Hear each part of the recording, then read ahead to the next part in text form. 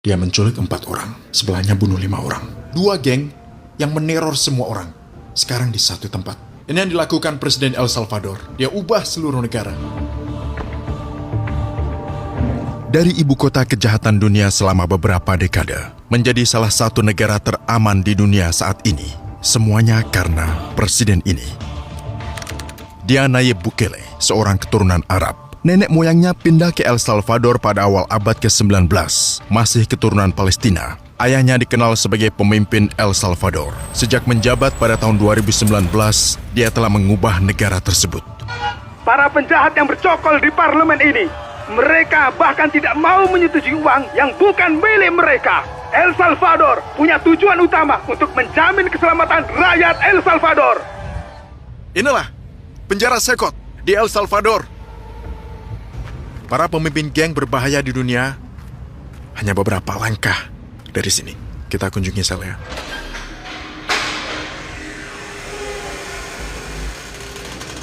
Masuklah. Kita sudah sampai. Buenas tardes.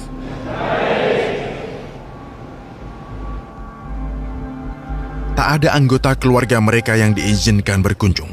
2 geng masuk penjara bersama. Masing-masing terlibat lebih dari 200 pembunuhan, pemerkosaan, dan banyak kejahatan lainnya.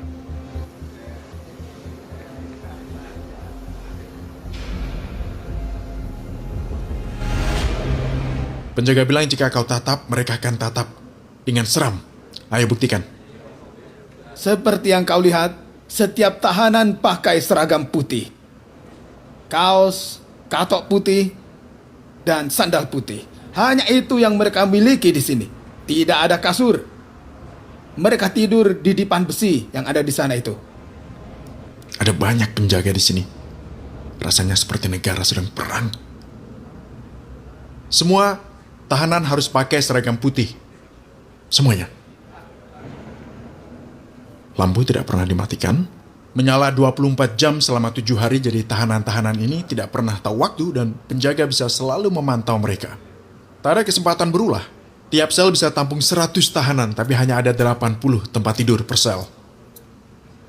Tidak ada selimut atau apapun yang bisa dipakai saat dingin. Kontrol dan pemantauan selama 24 jam seminggu. Selain personel, kami memiliki sistem kamera untuk membantu memantau setiap aktivitas secara langsung.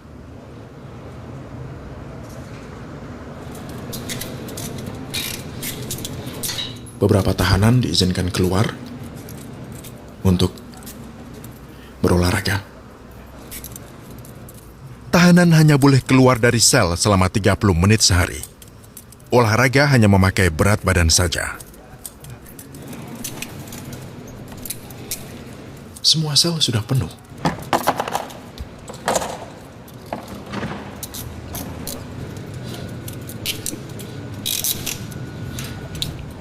Seperti adegan dalam film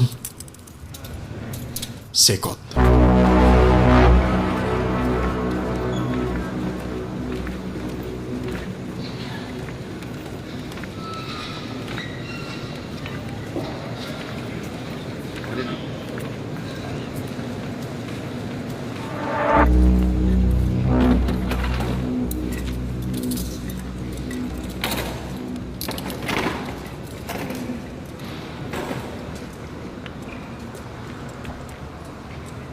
Solamente hay un clamor, abre los cielos sobre nosotros, abre los cielos, Señor, a llover.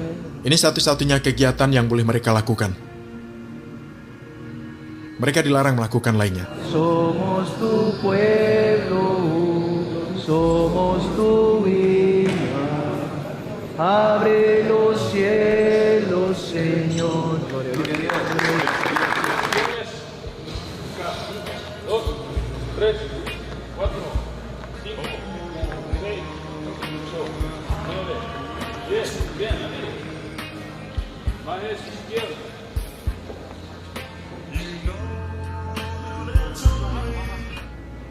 Tato mereka menunjukkan kelompok mana yang mereka ikuti. Siapapun yang punya tato geng akan segera ditangkap. Polisi memiliki katalog tato khusus. Setiap tato menandakan afiliasi geng. Ada anggota geng mencoba mengubah tatonya tetapi gagal.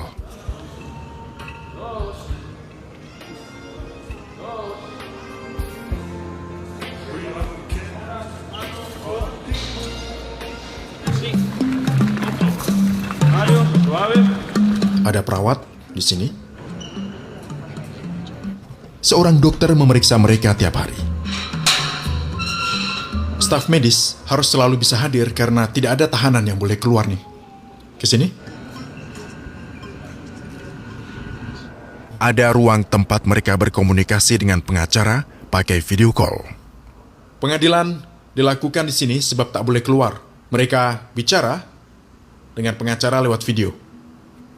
Para tahanan duduk di sini. Duduk. Melalui layar yang ada di tembok ini, kita tampilkan kondisi suasana ruang pengadilan dan penjara lain yang terkait dengan sidang yang sama. Di sini ada klinik. Lihat semua ruangan di penjara luar biasa ini. Ruangan ini untuk perawatan dan injeksi.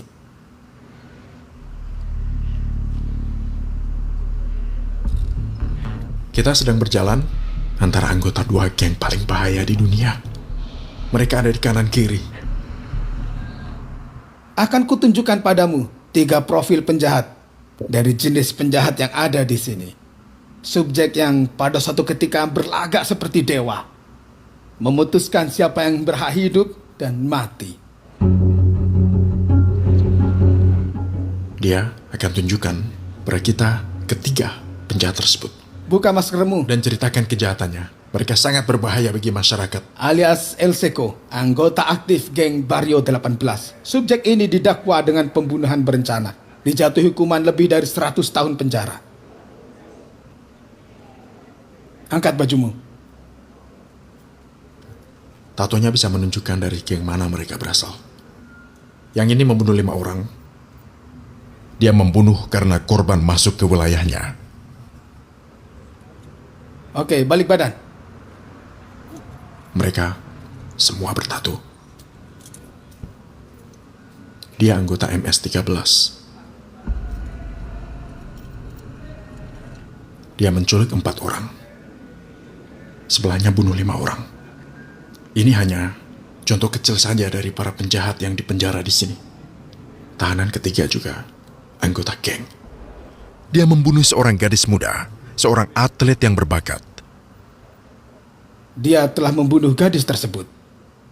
Angkat bajumu. Dia renggut harapan gadis itu.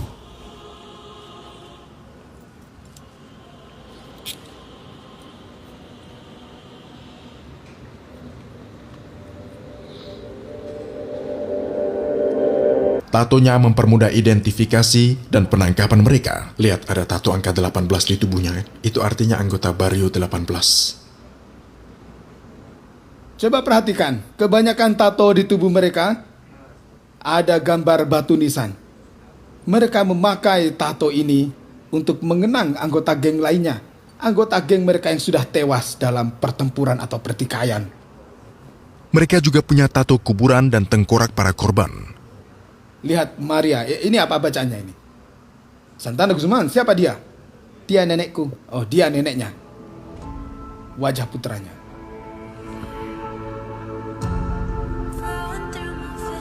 Ada tato untuk kenang anggota geng yang tewas juga. Semacam tengkorak. Setiap tato punya makna. Mereka ditangkap dan dikurung di penjara yang sama. Kedua geng ini berperang, tapi sekarang mereka di penjara bersama. Biasanya, kau juga bisa lihat ada tato wajah wanita di kaki mereka. Juga tato tengkorak dan ada juga tato marijuana.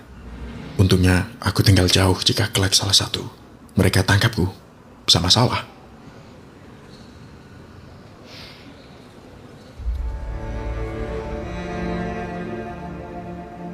Geng-geng ini dulunya musuh, tapi sekarang mereka berbagi sel yang sama.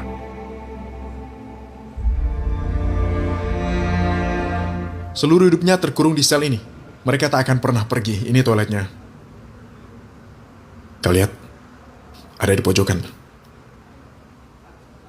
Sudah 2 tahun di sini, Begitu penjara dibuka, para penjahat dipindahkan ke sini. Para penjaga menutup wajahnya khawatir ada napi yang bisa saja menghubungi orang luar agar membalas dendam pada keluarga penjaga. Sekarang kita menuju sel isolasi tempat napi yang berperilaku buruk. Ini yang membuat mereka tetap patuh. Tak ada cahaya. Inilah sel isolasi.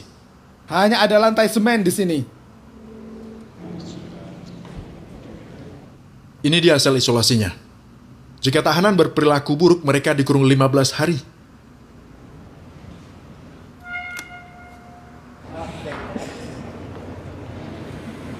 Mereka bahkan tidak boleh keluar untuk makan. Makanan diantar ke dalam. Kacang-kacangan dan nasi. Tak ada ayam, tak ada daging.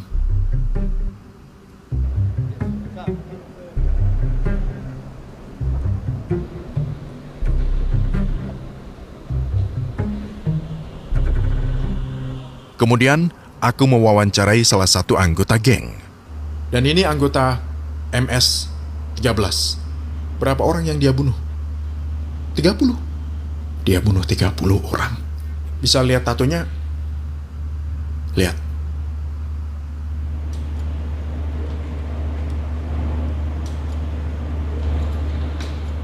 Apa dia merasa menyesali kejahatannya gitu? Kau menyesali perbuatanmu yang dulu? Encontrándome a un penal de máxima seguridad donde solo lo básico se le da a uno, se lamenta uno. Quizá uno se hace fuerte durante el día, pero en la noche uno se lamenta y llora, encontrándose en esta condición. Dia bilang menangis setiap hari dan menyesali perbuatannya. Tapi ya sudah terlambat dong. Dia menyesal tapi harus hadapi hukum. Jadi dia ini berapa umurnya saat gabung geng gitu? Como la de 11 años. Dia gabung geng saat 11 tahun. Dan kini dia ada di sini di Sekot.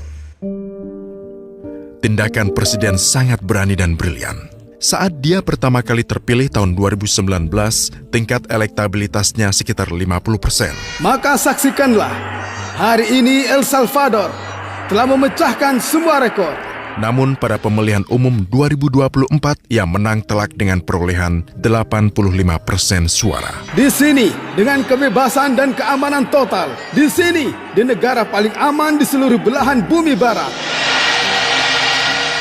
Mengapa? Sebab untuk pertama rakyat merasa aman. Ini akhir kunjungan penjara Sekot.